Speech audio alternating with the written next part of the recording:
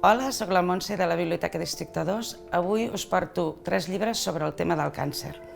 El primer que us vull presentar és 100 preguntes sobre el càncer. Forma part de la col·lecció de 100 en 100 de l'editorial Cossetània i l'han escrit els dos doctors Daniel Closa i Salvador Masip.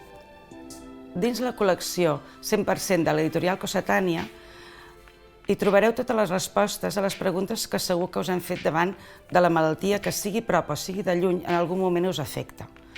Quin tipus de càncer, els gens, les cèl·lules, els teixits, causes i factors de risc, veritats, mitges veritats i mentides, alimentació i també descripcions històriques fins a estratègies i descobriments més recents per prevenir-lo i tractar-lo.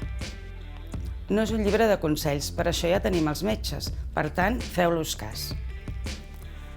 El següent llibre que us vull presentar és un còmic, Alícia en un món real, de la il·lustradora Susana Martín i la guionista Isabel Frank.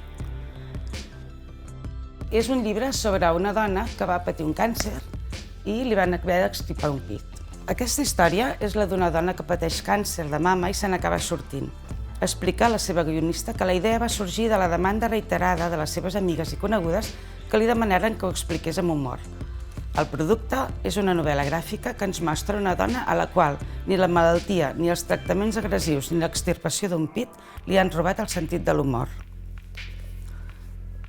I el següent llibre que us porto és un conte per a totes les edats que explica la història d'un nen que pateix una leucèmia i ha d'estar molt temps a l'hospital.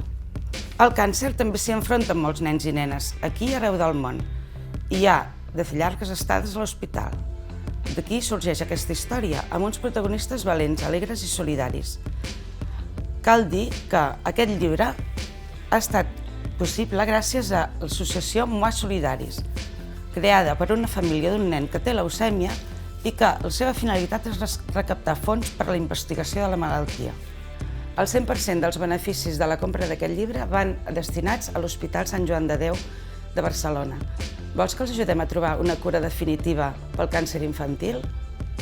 Tots aquests llibres i més els trobareu a la xarxa de biblioteques de Terrassa.